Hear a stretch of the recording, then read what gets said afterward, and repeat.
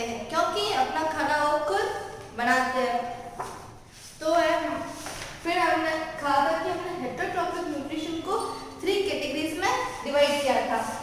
पहला है saprophytic nutrition, second है हमारा parasitic nutrition, third one is symbiotic nutrition. तो अभी हम पढ़ेंगे सैप्रोफाइटिक न्यूट्रिशन। ये वो न्यूट्रिशन होता है जिसमें ऑर्गेनिजम्स क्या करते हैं, जो अपना डेड एंड डिकेइंग जो प्लांट से खुद का ये फूड बना लेते हैं। तो है ना, जैसे कि जो डेड एंड डिकेइंग फूड होगा उसको ये जूस की लिक्विड की फॉर्म में लेते हैं। The mode of nutrition in which organisms take in nutrient in the form of a solution from dead and decaying matter.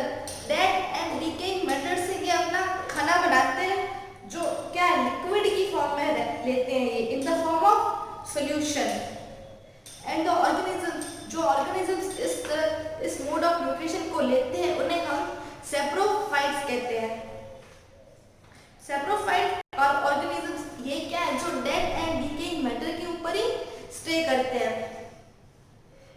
अब इसमें से क्या, जैसे फंजाई है, ये सब मैं आपको अब एक एग्जांपल देके बताती हूँ। जैसे कि हमारे पास ब्रेड है, काफी दिन हो गए उसे हमने ला के रख दी, तो उसके ऊपर क्या हो जाएंगे, आप थोड़े दिन बाद होंगे जो हमारी ब्रेड होगी ना वो क्या होगी, खराब हो जाएगी। तो जब खराब हो जाएगी तो उसके ऊपर आप कुछ ग्रीन ग्रीन आपको देखने को मिलते हैं, तो उसके ऊपर वो क्या जम जाती है, एल्गी जम जाती है। अब बारिश के दिनों में देखते हैं कि जो हमारे शूज के नीचे क्या है, एकदम ग्रीन ग्रीन से पैचेस बन जाते हैं। जो हमारी लेक्स है, पॉन्ड्स है, वाटर तो ब्लू कलर का होता है लेकिन हमें साथ में ग्रीन ग्रीन कलर की जो एल्गी दिखती है, ये सब क्या है, ये सैप्रोफाइटिक न्यूट्रिशन है। Saprophytic release digestive juice in the dead matter and convert, जो डाइजेस्टिव जूसेस ये रिलीज करते हैं और इसे लिक्विड की फॉर्म में कन्वर्ट करते हैं। Saprophytes are also called cleaners of the environment. जो सैप्रोफाइट्स होते हैं इन्हें हम एनवायरनमेंट क्लीन भी कहते हैं, क्योंकि जो ऐसे हमारे एनवायरनमेंट में कुछ डेड एंड डिकेइंग मैटर है, तो अगर वो ऐसे ही पड़ा रहेगा तो हमारा एनवायरनमेंट क्या है, काफी गंदा हो जाएगा। तो इसलिए अगर ये डेड एंड डिकेइंग मैटर खा रहे हैं तो यानी हमारा एनवायरनमेंट को ये क्या कर रहे हैं, क्लीन कर रहे हैं, इसीलिए हम इन्हें क्लीनर भी कहते हैं। ड्यूरिंग द रेनिंग सीजन, मैंने जस्ट अभी आपको बताया था कि जो रेनिंग सीजन में ग्रीन पैचेस जम जाते हैं वो होती है हमारी एल्गाई।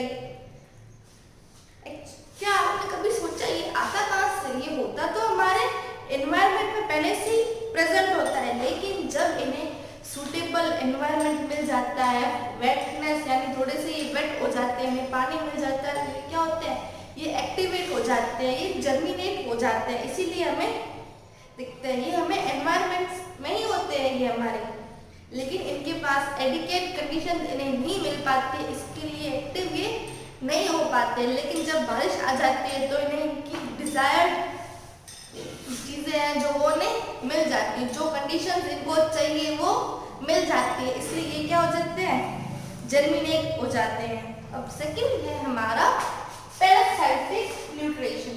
पैरासाइटिक न्यूट्रिशन के वो ऑर्गेनिजम्स होते हैं जो लिविंग ऑर्गेनिजम्स के ऊपर डिपेंडेंट रहते हैं, अपना खाना उनसे लेते हैं।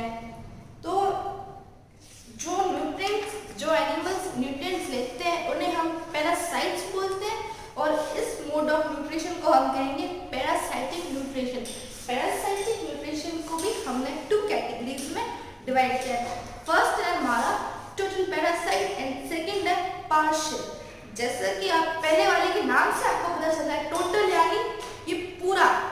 तो ये जो पैरासाइट्स होते हैं ये क्या करते हैं, इसमें 2 होते हैं, जिसके ऊपर हम डिपेंडेंट है वो होगा हमारा होस्ट। तो ये जो टोटल पैरासाइट्स होते हैं ये टोटल, जैसे नाम ही इसका टोटल है, ये जो है अपने होस्ट पे पूरी तरीके से डिपेंड रहते हैं। जो खाना आपके होस्ट ने बनाया है आपने वो पूरा ले लिया है। जैसे एग्जाम्पल है कैस्कट्टा, जो हमारी अम्बर बेल होती है वो है टोटल स्टेम पैरासाइट। सेकंड है पार्शियल, पार्शियल यानी आधा। तो जैसा इसका नाम है ये क्या करते हैं, दे हैव ग्रीन लीव्स, इनके पास क्या होती है, ग्रीन लीव्स होती है। तो ये अपना खाना, मैंने कहा था कि जैसे ग्रीन लीव्स अपना खाना खुद बनाते हैं, तो इनके पास ग्रीन लीव्स है, इसका मतलब ये अपना खाना खुद बना सकते हैं। तो ये क्या करते हैं, जो होस्ट से वाटर एंड मिनरल्स ले लेते हैं और अपना खाना ये खुद बनाते हैं। तो ये है हमारा पार्शियल पैरासाइट। इसके एग्जाम्पल है मिस्टलटो और सैंडलवुड। तो हमने पैरासाइटिक न्यूट्रिशन भी अभी देखा। फिर थर्ड है हमारा सिम्बायोटिक न्यूट्रिशन। इसमें जो दो ऑर्गेनिजम्स होंगे वो एक दूसरे के फिजिकल कांटेक्ट में रहेंगे, दोनों साथ रहेंगे, लेकिन क्या अपने फायदे के लिए दोनों साथ रहते हैं। जैसे जिसका जो फायदा होगा वो मिलेगा।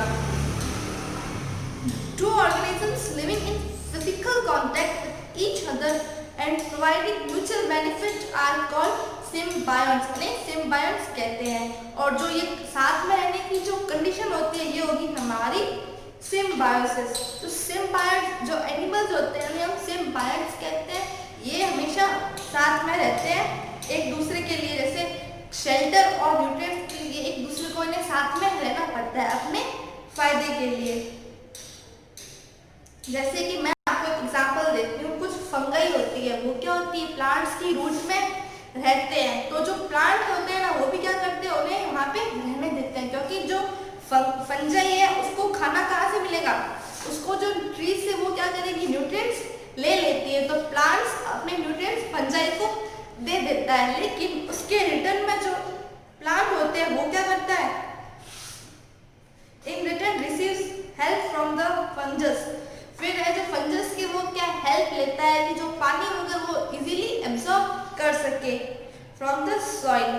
फिर है, मैंने आपको फंजाई का एग्जांपल दिया कि फंजाई जैसे पेड़ है वो भी फंजाई को क्यों रख के बैठा है, वो भी क्या है अपने फायदे के लिए फंजाई को अपने नीचे रख के बैठा, और फंजाई भी क्या है अपने फायदे के लिए ही वहाँ पे रह रही है। वो भी क्या है प्लांट की हेल्प इसलिए कर रही है ताकि उसको भी क्या है कुछ न्यूट्रिएंट्स मिल सके। सेकंड है हमारा लाइकन। फिर है fungus provide shelter, water and minerals from the soil to algae. The alga in return prepare food for the fungus by photosynthesis. ये जो फंगस होते हैं वो क्या प्रोवाइड करते हैं, shelter, water and mineral, soil से वो क्या है ये सब प्रोवाइड करते हैं, लेकिन रिटर्न में एल्गा क्या करते हैं, फोटोसिंथेसिस के लिए हेल्प करते हैं।